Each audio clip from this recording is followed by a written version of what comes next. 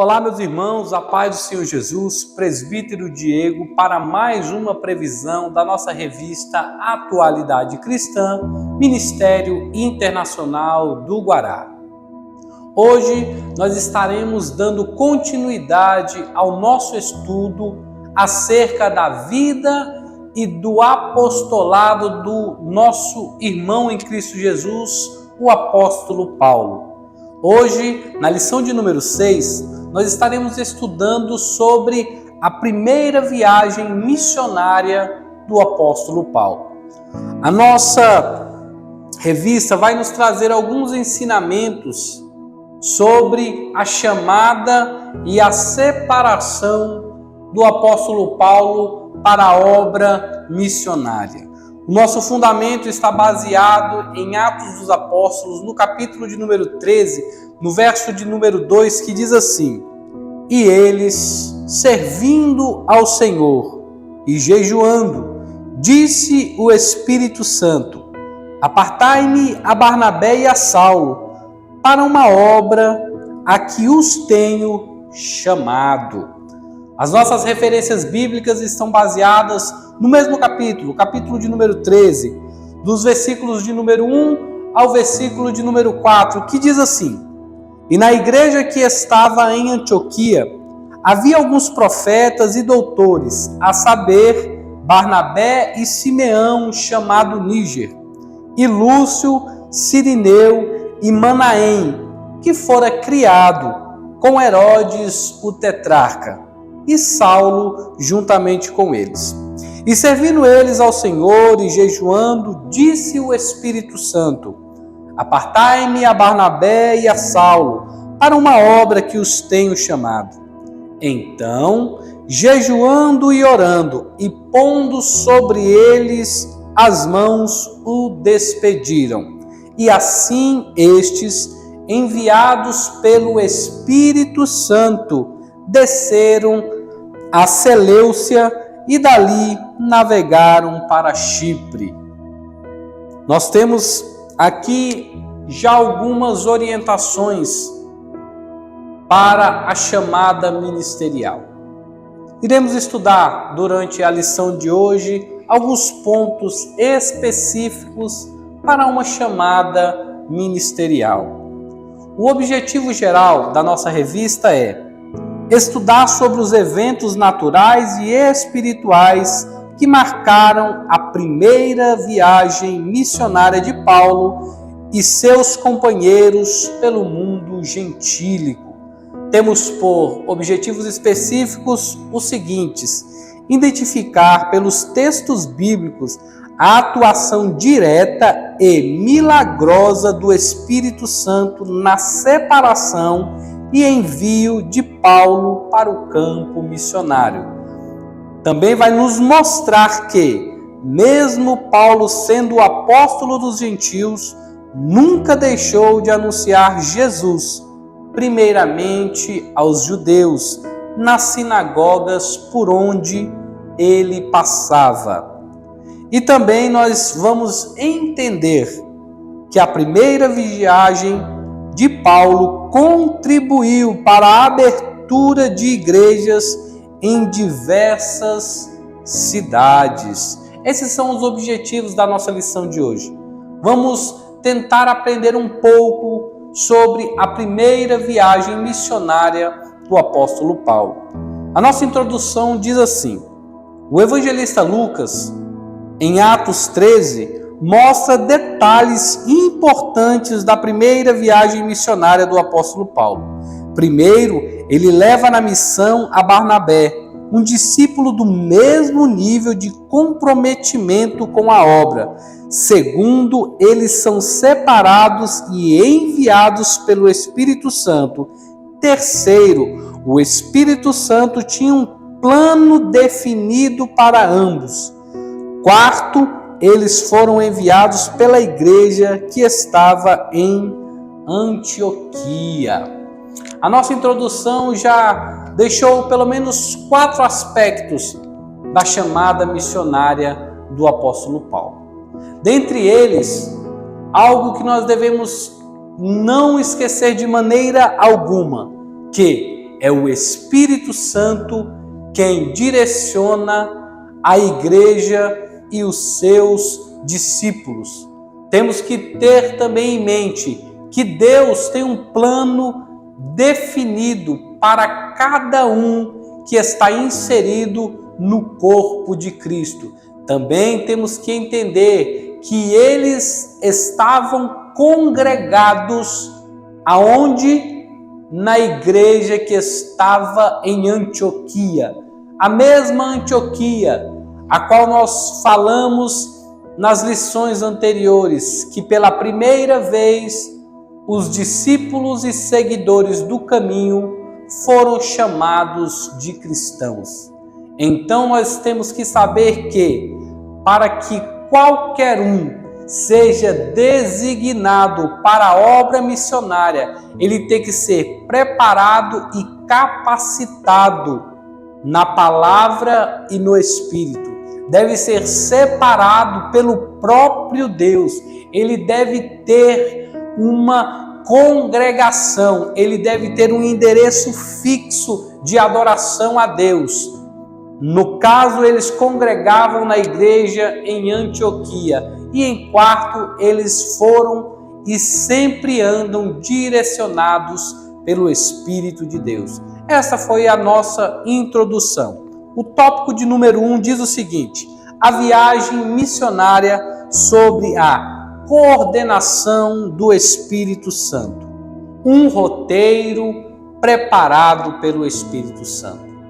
Já aqui de antemão nós vemos que a viagem missionária do apóstolo Paulo, ela foi toda preparada, toda designada pelo próprio Deus, guiando os seus discípulos através do seu Espírito, que guiava eles segundo a ordem do nosso Senhor. Nessa primeira viagem missionária de Paulo, vemos a presença real, objetiva e direta do Espírito Santo nos seguintes momentos. Foi pela ação do Espírito Santo que eles foram separados. Não se sabe explicar por que o Espírito Santo mencionou primeiro Barnabé. Foram enviados pelo Espírito Santo para lugares definidos por estes e foram enviados e apoiados pela igreja de Antioquia. Os movimentos que marcam o envio de Paulo e Barnabé ao campo missionário são metódicos e com nítida orientação divina. Nós vemos aqui a ação direta do Espírito Santo na igreja. Aqui na vida e ministério do apóstolo Paulo junto com Barnabé. Como foi dito aqui pelo escritor, não se sabe por que Lucas fala primeiro Barnabé, sendo que estava em tela a vida e o ministério do apóstolo Paulo. Mas nós sabemos, somos guiados pelo Espírito. E se Lucas, o escritor de Atos dos Apóstolos, assim fez, foi porque o Senhor Deus ordenou desta maneira. Porque sabemos que toda a Escritura é divinamente revelada por Deus.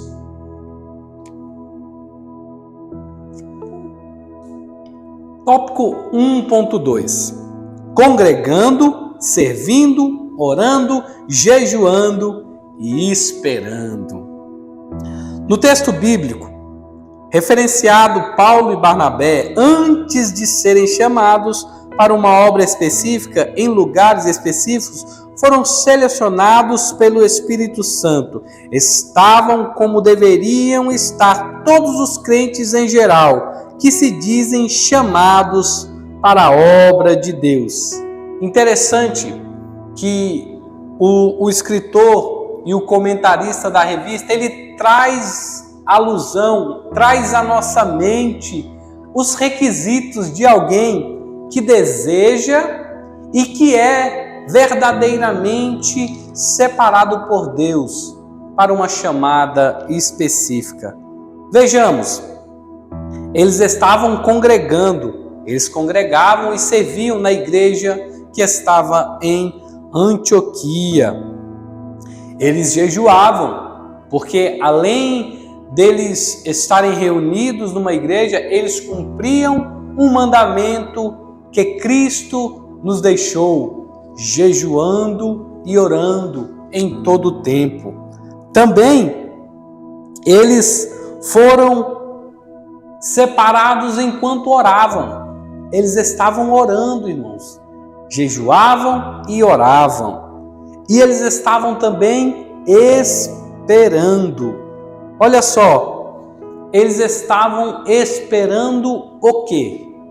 Estavam esperando a autorização de Deus para que eles partissem dali de Antioquia, para iniciar então a chamada ministerial, a chamada missionária nas suas vidas.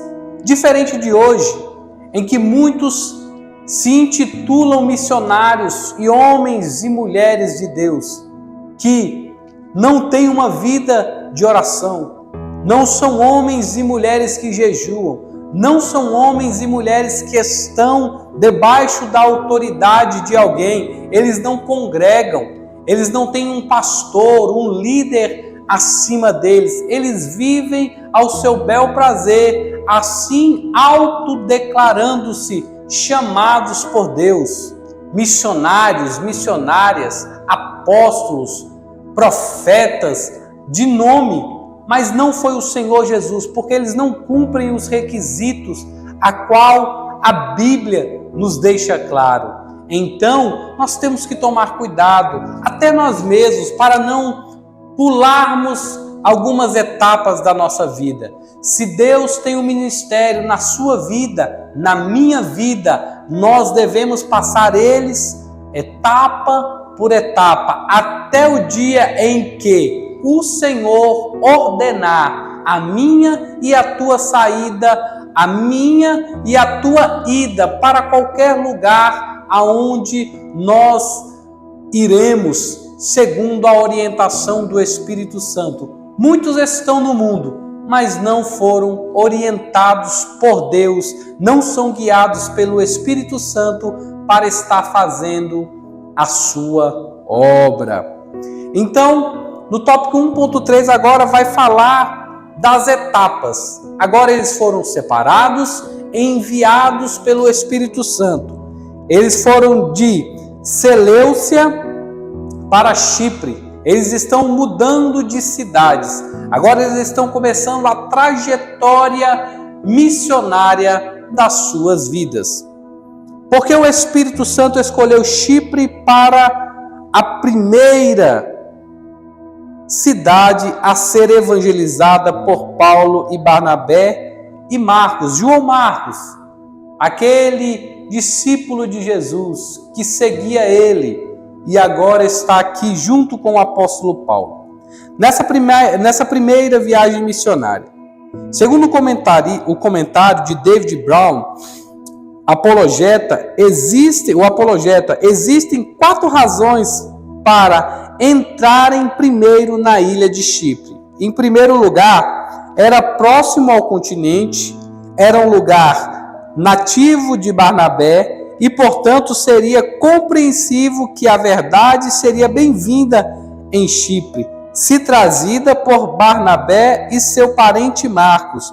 Embora sua missão fosse principalmente para os gentios, o caminho mais seguro para alcançá-los era através dos proselitos e dos judeus helenizantes residentes em Salamina.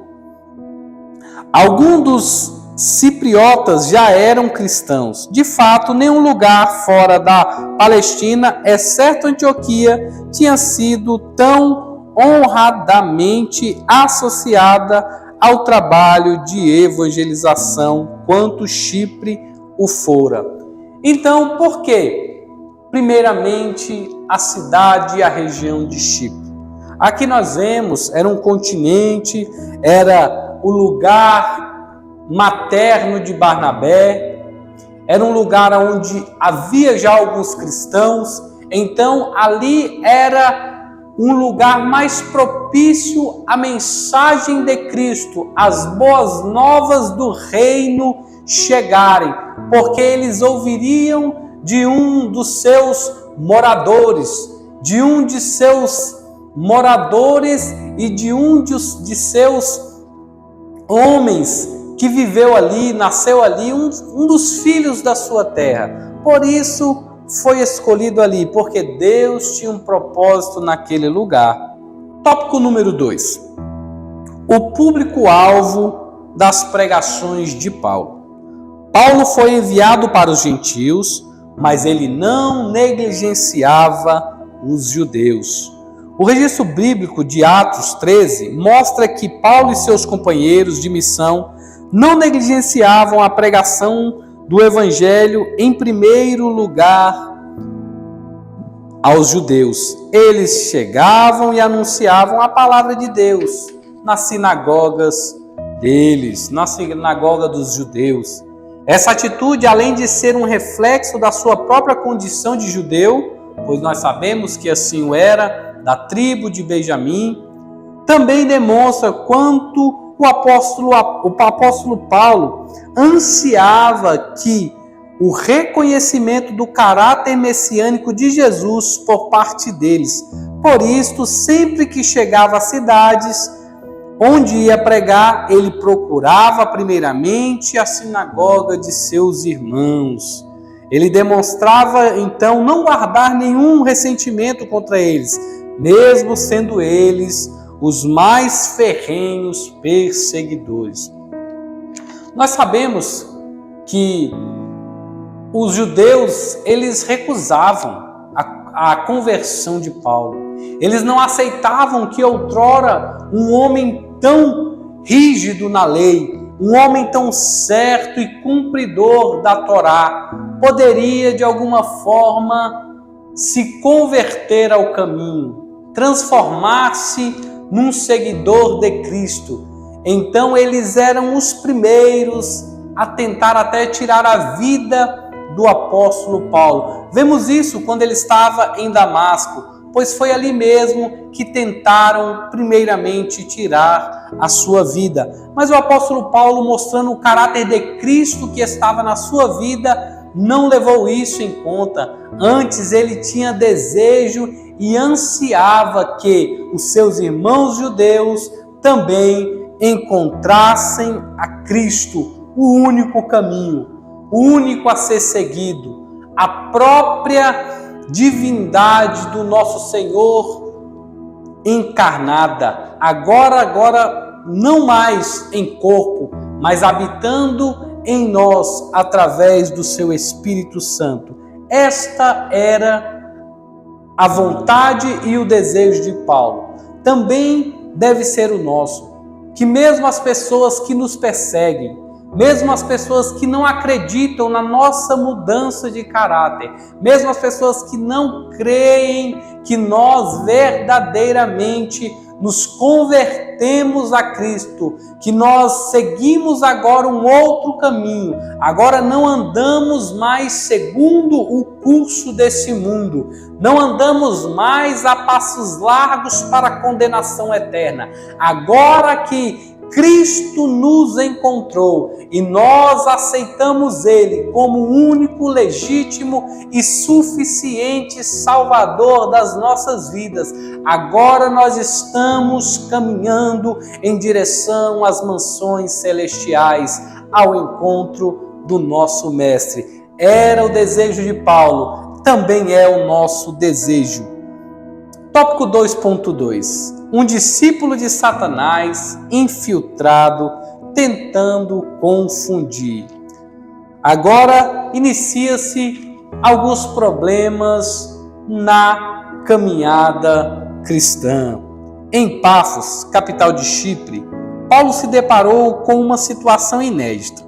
Um judeu mágico e falso profeta, cujo nome era Bar Jesus.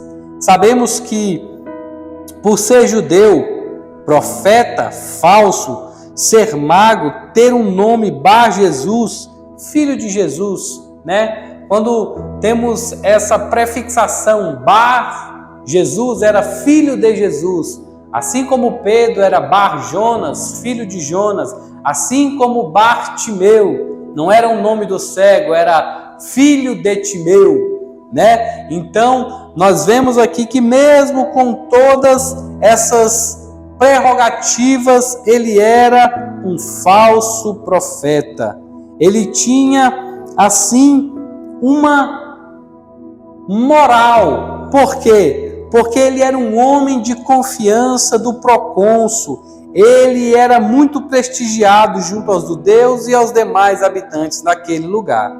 Quando o percônsul, o governador, por nome Sérgio Paulo, começou a se interessar e ouvir Paulo e a Barnabé acerca de Jesus, este homem qualificado como instrumento de Satanás, tentou dissuadi-lo, tentou confundir o governador daquela cidade. O diabo agia para causar confusão, pois os gentios não conseguiam estabelecer a diferença entre a magia e o mover do Espírito Santo. O crente é principalmente os que lideram devem estar prontos para identificar o que provém de Deus e o que provém do diabo, pois uma das habilidades do diabo é imitar nas suas manifestações. Aqui, irmãos, um comentário bem rápido sobre este homem. Era um homem usado pelo diabo. Quando Paulo e Barnabé começam a pregar, o governador daquela cidade começa a se interessar pelo Evangelho, pelas palavras do nosso Mestre Jesus. Então esse falso profeta, esse homem, esse mágico, esse homem que mexia com magia, ele corre um grande perigo se o governador agora começa a acreditar, a crer no poder de Deus. Ele pode assim desqualificar a magia que aquele homem fazia, os truques e a ação do diabo através dele. Então ele começa a persuadir, ele começa a tentar de alguma forma tirar o foco do governador para que ele não creia no quê? No poder do Evangelho. Então, um dos papéis do diabo é tentar confundir a igreja.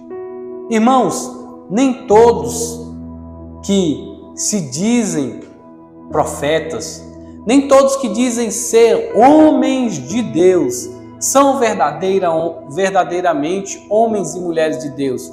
Eles imitam, assim, o que nós conhecemos de línguas estranhas.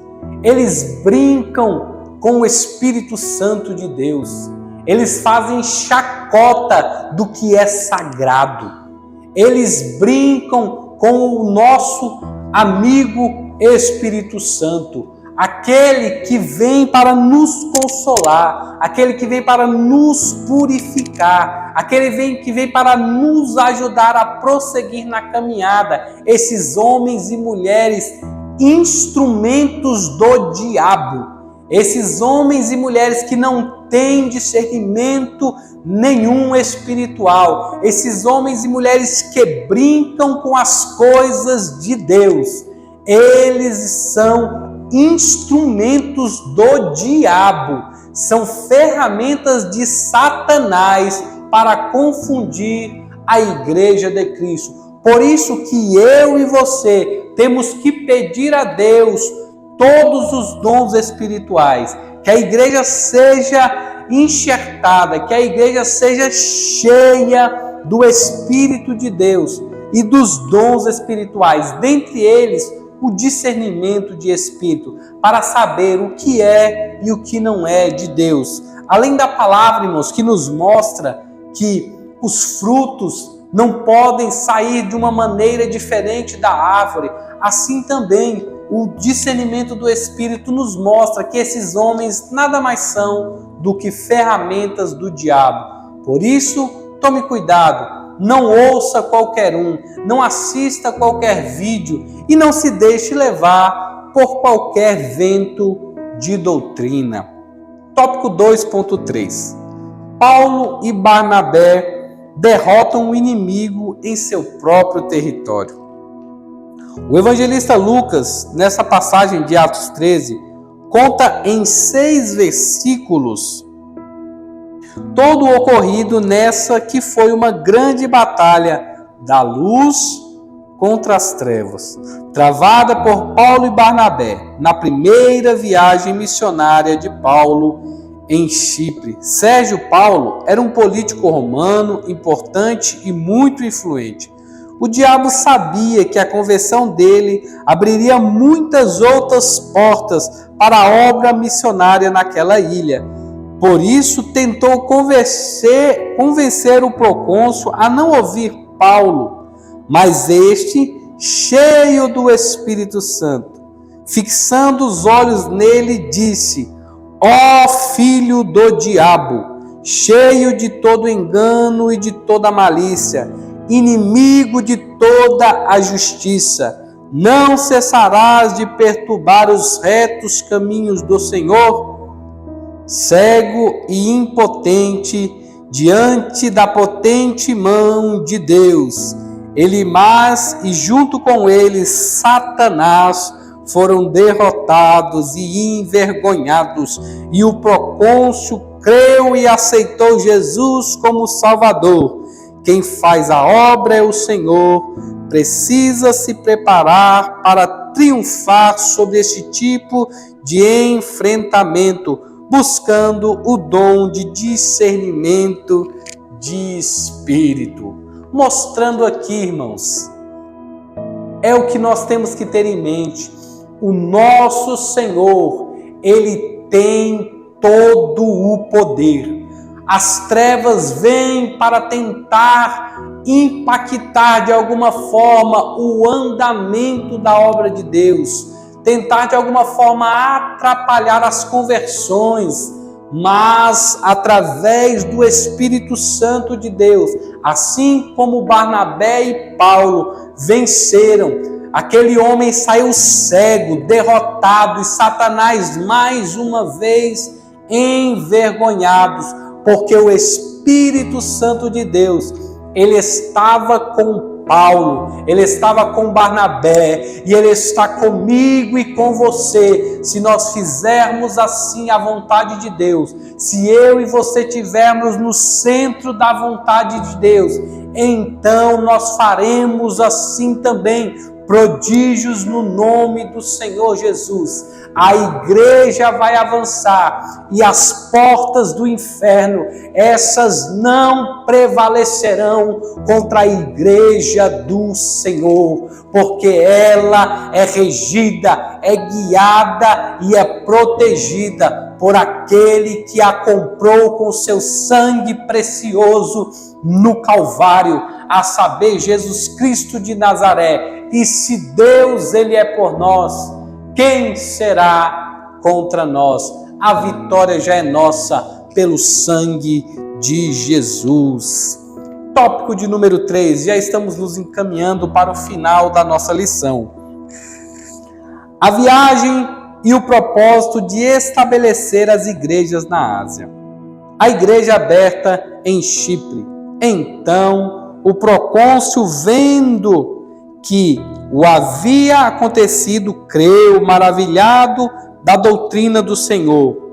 E ficou maravilhado da doutrina do Senhor, porque constatou que o Evangelho de Jesus Cristo, a quem Paulo pregava, não era constituído somente de palavras, como ocorria com os demais religiosos e feiticeiros da localidade, mas que a pregação do Evangelho de Cristo era acompanhada por milagres, prodígios e sinais advindos diretamente do reino dos céus. Paulo chegou a Chipre por volta do ano 45 da nossa época. E Sérgio Paulo foi o primeiro oficial romano convertido a Cristo. E seus recursos, tanto materiais quanto imateriais foram importantes para a consolidação do Evangelho e a abertura de uma igreja naquela ilha. Irmãos, o poder de Deus é maravilhoso. O poder de Deus, ele quebra qualquer barreira que as trevas possam tentar colocar. É Deus quem vai à nossa frente.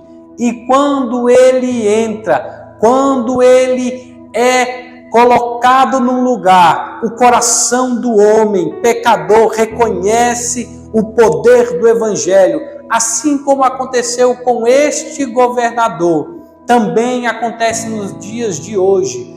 Homens grandes, poderosos, também se dobram diante da autoridade daquele que está sobre todas as coisas. O poder do Evangelho, ele é o poder de Cristo para a salvação das almas. Através da conversão deste homem, foi ali inserida e construída uma igreja, e o Evangelho foi pregado naquela região, e muitos creram, e através dali, outros missionários também foram chamados para a obra de Cristo. Tópico 3.2: divergências na equipe missionária em Perge da Panfilha. Surpreendentemente, e talvez por causa do temperamento inflexível de Paulo, houve uma divergência na equipe missionária quando esta chegou a Perge, na Panfilha. A divergência fez com que João Marcos abandonasse a equipe e voltasse para Jerusalém. Perge foi uma antiga cidade grega na Anatólia e é capital da Panfilha. Esse episódio serve para mostrar que as divergências que porventura existam entre a liderança e liderados e membresia em geral não devem ser motivo de ressentimentos, rebeliões e perseguições uns contra os outros, principalmente daqueles que professam a mesma fé. João voltou para Jerusalém, mas Paulo e os demais continuaram com seu planejamento normalmente. Como diz, eles, porém, penetrando além de Perge, chegaram a Antioquia da Pisídia.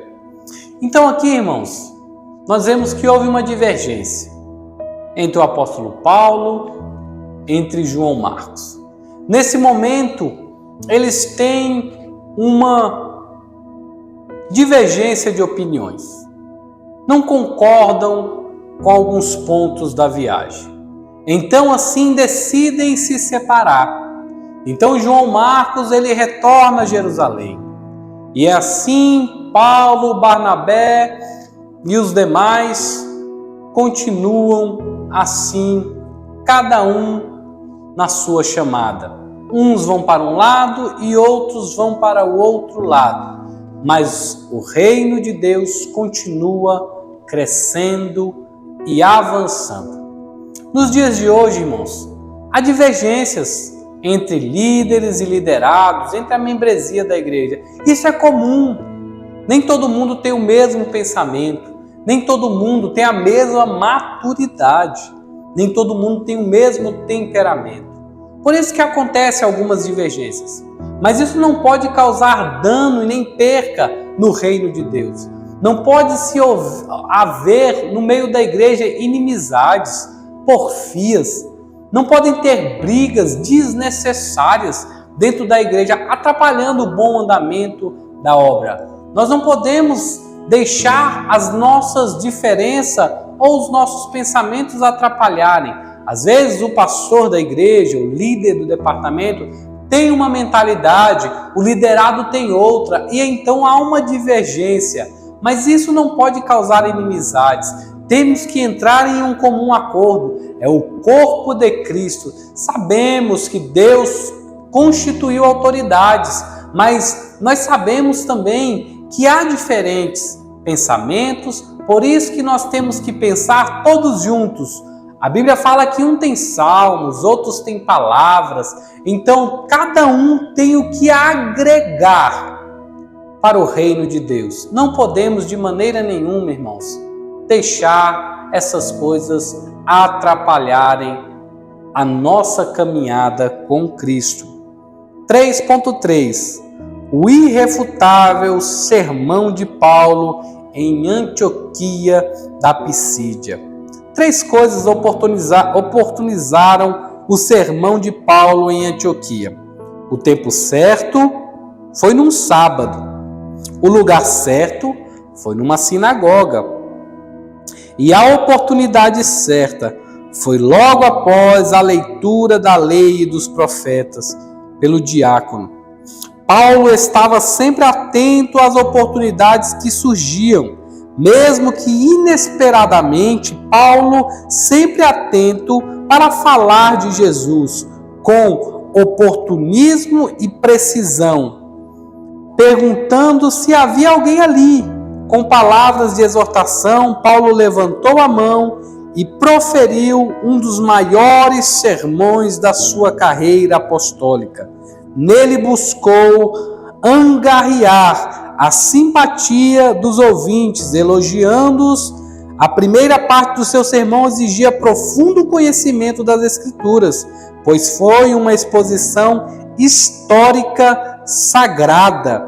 Na segunda parte, Paulo habilmente lhes traz à memória tudo o que ocorreu com Jesus, desde a sua morte até a sua ressurreição. Foi tão impactante que o apóstolo Paulo foi convidado para pregar o mesmo sermão no sábado seguinte. Irmãos, aqui está nos dizendo sobre esse sermão tão importante ali em Antioquia. Ele fala do apóstolo Paulo que aproveitou a oportunidade que lhe foi dada para anunciar a Cristo. Mas nós vemos que o apóstolo Paulo usa de estratégias. Primeiramente elogia a igreja, depois ele vem e insere a Cristo. E as pessoas ficam maravilhadas porque ele anunciou a palavra, irmãos. Nós vemos que Paulo necessitava de ser quem ele era, um homem que conhecia a lei, que conhecia a palavra de Deus, para poder instruir, ensinar e aplicar a palavra de Deus, que tudo se conclui em Cristo Jesus. E não adianta, irmão, quando é Deus que é anunciado, quando é Cristo que é anunciado, as barreiras do coração do homem são dilaceradas e eles não conseguem resistir à chamada do Espírito Santo. Lembra do sermão do nosso primeiro mártir? Lembra quando ele traz desde Abraão até Cristo? O seu sermão era tão direto, tão focado, tão baseado na palavra, que aqueles que olhavam para ele viam como se fosse uma aparência de um anjo, mostrando que ele estava totalmente direcionado e cheio do Espírito Santo. A palavra de Deus deve impactar a humanidade. Ela deve fazer aquilo que ela é poderosa para fazer, pois ela é mais afiada. Ela não é uma espada, ela é mais afiada que uma espada de 2 gumes, que ela é poderosa para adentrar no homem, separar juntas e medulas, porque é a palavra de Deus. Pregue a palavra, anuncie a palavra, e é o Espírito Santo de Deus que convencerá o homem da justiça e do juízo. A nossa conclusão de hoje diz assim: a primeira viagem missionária de Paulo é um relato maravilhoso e ao mesmo tempo sacrificial, que serve de exemplo para quem recebeu a chamada para tal parte do Senhor Jesus Cristo. A aceitação da mensagem de salvação e o engrandecimento do nome do Senhor é a maior recompensa de quem prega o Evangelho. E por isso Paulo não desistiu e nem desanimou, mesmo mediante vários enfrentamentos, várias dificuldades. Ele teve com o seu próprio companheiro de viagem, o próprio Cristo. Ele nunca esteve só, porque Cristo estava com ele, porque Jesus estava com ele. Por isso ele nunca desanimou. Eu e você e qualquer um que foi chamado para esta grande obra que é a palavra de Deus. Não estou falando de pregação, não estou falando de um grande missionário, não, estou falando de mim e de você, que fomos comissionados para pregar o Evangelho. Quem? Pastores, missionários, presbíteros, diáconos? Não, a palavra é para todos. Todos nós devemos ir ao mundo e pregar o Evangelho. Aonde quer que seja, anuncie a palavra e tenha isso em mente. Você nunca estará sozinho, porque o Espírito Santo de Deus sempre está com aqueles que estão selados para o dia da redenção. Hoje nós ficamos por aqui. Se o irmão ou a irmã tiver alguma dúvida, se desejarem, perguntem, teremos o prazer de responder. Convidamos os irmãos para participarem da nossa escola bíblica dominical, todo domingo às 9 horas da manhã. Até a próxima, se Deus assim nos permitir.